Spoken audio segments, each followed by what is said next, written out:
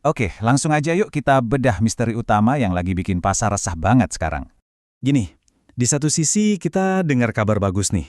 Penjualan retail oke, pendapatan perusahaan juga lumayan. Tapi anehnya, pasar malah anjlok 2 hari berturut-turut. Ini kan pertama kalinya dalam 3 minggu. Jadi, ada apa sebenarnya? Nah, jawabannya ternyata nggak sesederhana itu. Ini bukan cuma satu masalah, tapi yang kita hadapi ini semacam masalah tiga benda. Istilah fisika gitu buat ngegambarin sistem yang pergerakannya super acak dan susah ditebak. Nah, di pasar keuangan, ada tiga kekuatan raksasa yang lagi mau tabrakan. Jadi, tiga kekuatan itu apa aja? Pertama, situasi yang memanas di Timur Tengah. Kedua, ada sheriff baru di bank sentral paling kuat di dunia. Dan ketiga, pergantian kekuasaan di perusahaan paling berharga sejagat raya. Masing-masing ini udah gede dampaknya. Tapi, gabungan ketiganya inilah yang benar-benar bikin investor keringat dingin. Oke, kita bahas satu-satu ya, mulai dari yang pertama. Oke, kekuatan pertama, geopolitik. Ini bukan cuma soal berita perang di tempat jauh loh. Ini tentang gimana konflik itu bisa langsung ngaruh ke kantong kita dan kinerja perusahaan. Rasa optimis di pasar itu mulai luntur nih. Perundingan damai yang penting banget kayaknya mentok, ditolak Iran, dan deadline gencatan senjata tinggal hitungan jam. Situasinya tegang banget kayak bom waktu dan pasar cuma bisa nahan napas.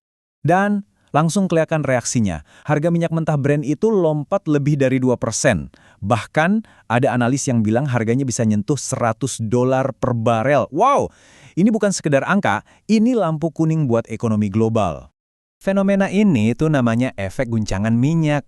Gampangnya gini, minyak itu kan kayak darahnya ekonomi modern ya. Begitu harganya naik gila-gilaan, biaya buat semuanya, produksi, pengiriman, ikut meroket.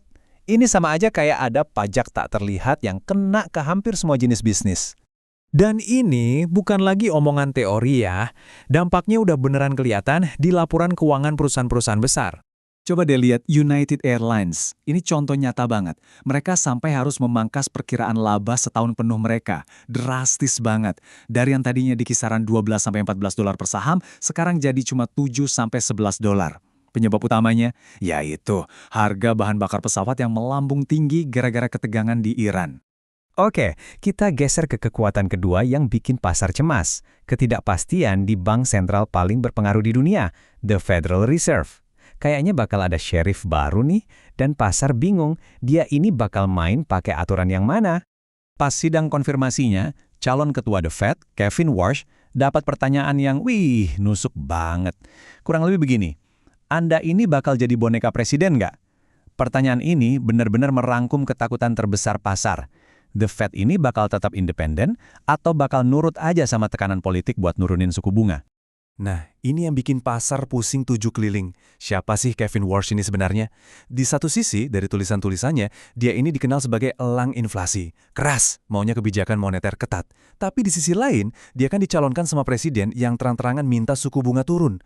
Bahkan Warsh sendiri pernah bilang kalau AI bisa jadi alasan buat nurunin suku bunga. Nah loh, dua narasi yang berlawanan ini bikin gak ada yang tahu pasti arah kebijakan The Fed ke depan bakal gimana. Dan sekarang, kita sampai di kekuatan yang ketiga. Yang terakhir, sebuah pergeseran besar di pucuk pimpinan perusahaan paling bernilai di dunia.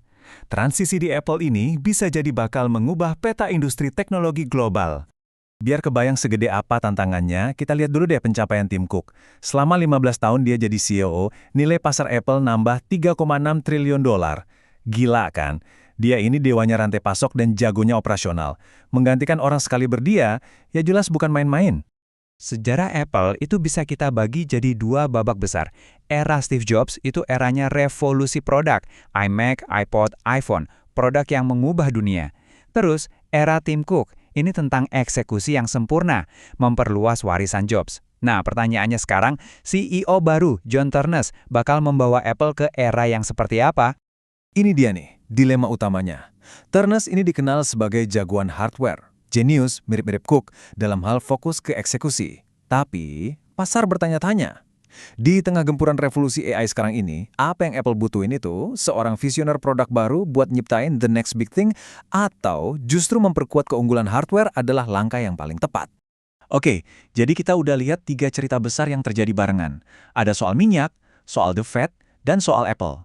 Sekarang, ayo kita sambungin semua benangnya dan pahami kenapa kombinasi ketiganya ini berbahaya banget buat pasar. Poin utamanya itu ini, Pasar itu bukan lagi berhadapan sama satu masalah aja, tapi 3 sekaligus. Ada guncangan geopolitik, ketidakpastian kebijakan bank sentral, dan pergeseran kepemimpinan raksasa teknologi. Nah, interaksi antara ketiganya inilah yang bikin situasinya jadi rapuh banget. Risiko pertama, geopolitik.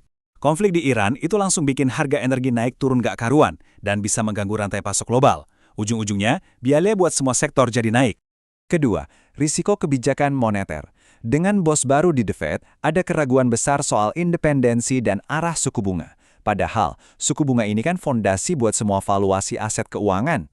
Dan yang ketiga, resiko inovasi perusahaan. Kalau perusahaan segede Apple aja masa depannya jadi tanda tanya, itu bisa bikin mesin pertumbuhan untuk seluruh pasar saham jadi ikut diragukan. Semua ini membawa kita ke pertanyaan terakhir. Kalau pasar sekarang ini ibaratnya lagi berdiri di ujung pisau, seimbang di antara 3 kekuatan raksasa ini, pertanyaannya bukan lagi apakah akan ada yang jatuh, tapi yang mana dan kapan. Domino mana yang bakal rubuh duluan dan memicu reaksi berantai?